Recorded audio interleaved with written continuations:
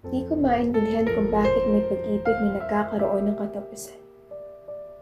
Yung alam niya naman na ilagaan yung kay tagal, pero sa isang iglap, may isang bibitaw at may isang lubos na masasaktan. Bakit kailangan paabuti ng maraming taon upang pagtanto ng panahon ay di aayon? Yung nakita mo na kayo na hanggang dulo, pero silang iglap, lumabo ang mga ito. Ako yung bumuo ng pagkatao mo. Ako yung karamay mo sa kabiguan. Pinalakpakan ka sa iyong tagumpay. Magkasabay tayong humulma ng pangarap nating dalawa na sa dulo tayo magiging isa. Ikaw ang umukit sa puso ko. Mga pangako na pinanghahawakan ko pero sa isang iglap, sa isa kong pagkurap, binuo kita para lang sa iba.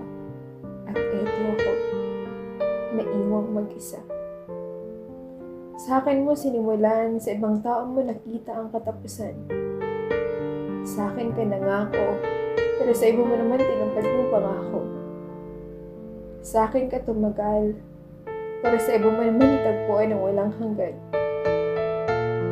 Kaya eto ako nagtatanong kung, minahal mo ba talaga ako ng totoo? O sobra lang akong umasa na ikaw at ako hanggang dulo? Dahil sobra kong paghihintay, hindi ko na malaya na marami na pala akong panahon na sinayang. Tama pala sila. Na may mga taong pwede kang mahalin ng matagal na matagal, pero hindi niya nakikitang makasama ka.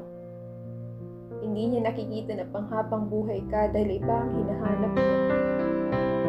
Iba ang nasa puso't isip niya. Kaya para sa kanya, madali na lang bitawan ka at piliin ang bagong pag-ibig na natagpuan niya.